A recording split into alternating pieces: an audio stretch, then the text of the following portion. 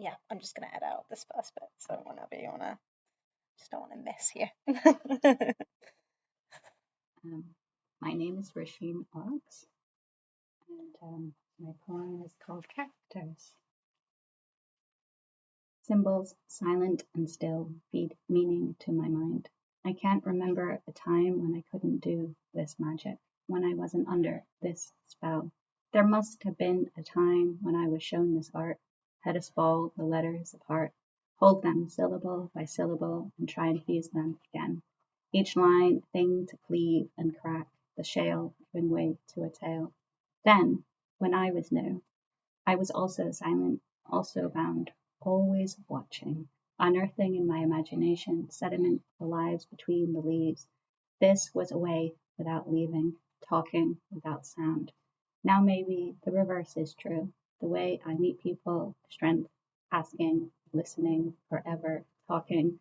I've met dazzling, multifaceted lives, surviving a metamorphosis. I learn a world of stories, fold them into myself, organs or scars. Healing seeps into fractures and crystallizes. Brutal needles remain, fingerprints of what was. Impurities bring value. Pencil lead, so soft it can leave words behind. I try to draw the words, hoping to reveal a fissure, let the light in, break through the heat, pressure, and time that has polished us. Display these diamonds I've mined from the mundane. That's a beautiful poem. Did you write that in one of the sessions, or was that? That was supposed to be the response to something she told us to do, was what happened in the end. Do you remember what the prompt was? She wanted us to write about a place, Mm-hmm. and I had a very specific thing in mind, and I went nowhere near this very specific thing that I've got like a kernel of it. And then this happened because it's a world in a book.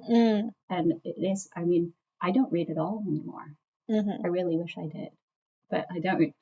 But that in itself was quite interesting. That I was so safe in books, and now I don't.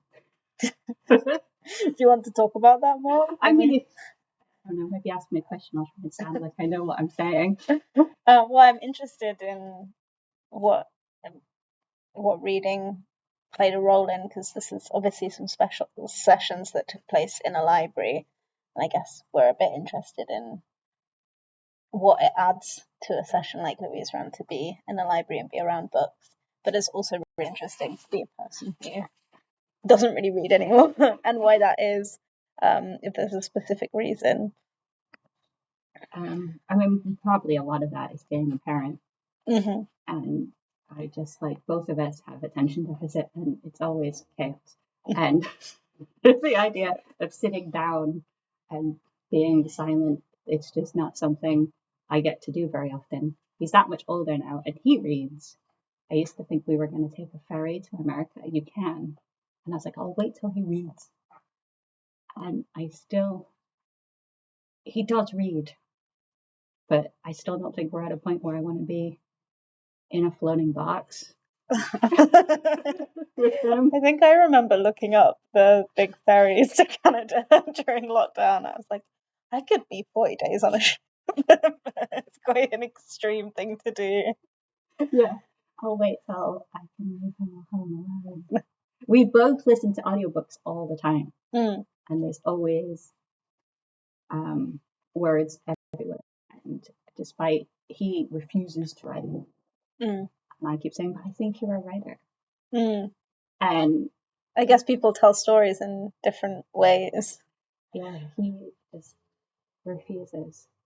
But the other day we were walking through the park, and he's like, "Mommy, I've just made a little poem." It's like, and it's interesting because I think books, they're such wonderful, wonderful things, and they're so small. But they contain so much. They can actually take a lot of time. It's so nice because I like opening it up and letting it out. And I know he has stuff to say. I know I do, and maybe it's helpful because I write a lot more than I used to because he is more able to be left alone. So maybe over time he'll also get on the idea of putting those ideas into something eventually. How did you find these sessions? This like kind of, do you go to writing sessions regularly? Have you done that before, or is this a newer?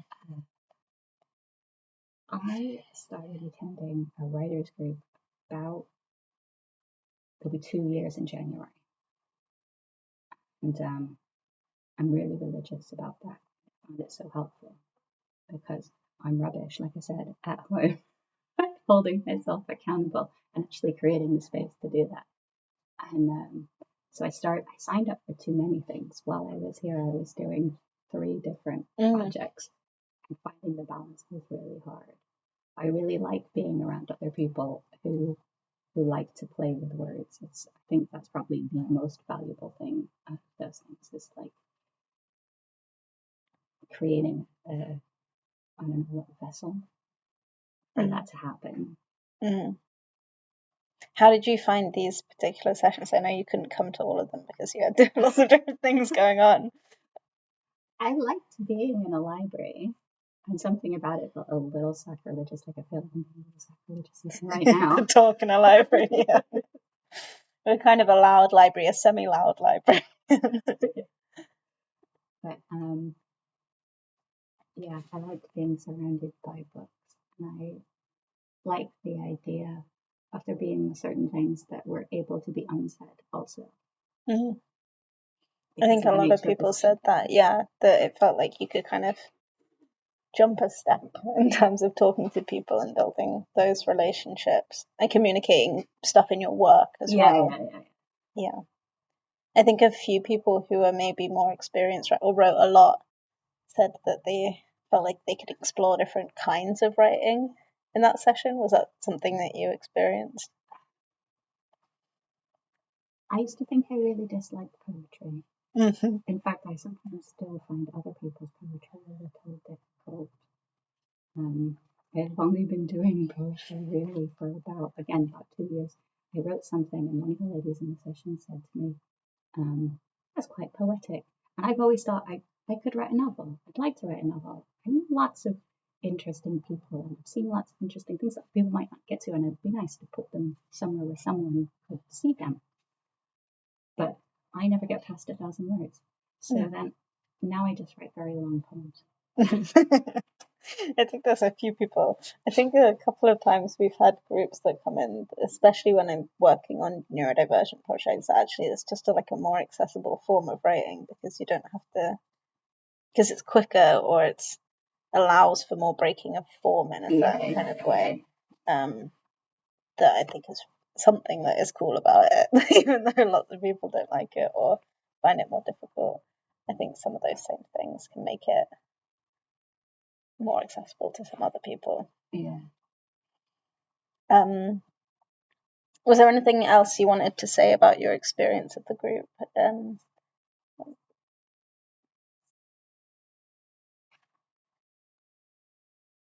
was good fun. I really liked how it felt like nobody was really sure what they were doing. It's great to have space to not be sure, I think. Yeah. And then the other thing I guess I wanted to ask is, this was the first stage of a project that I think Louise would really like to make much bigger. And one idea is to kind of offer it as a social prescribing type model that people can come to, because there's not much on offer for people once you get diagnosed. And if you had any ideas for what you think would be great about this project in the future, or what you would like from that.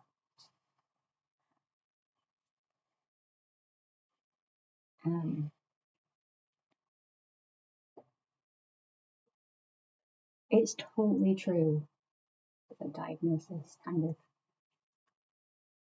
at least for me, feels really pointless. I'm technically not diagnosed. I was on a waiting list that didn't exist, but nobody knew it didn't exist.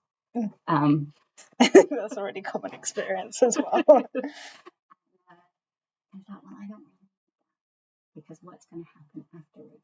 So I think it's really important for community to have a thing. And yeah, I don't think a poetry group would work for everybody. But again, I think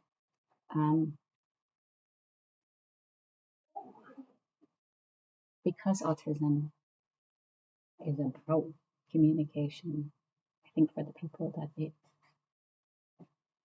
works for, it's really nice to not have to explain yourself and also explain enjoying words and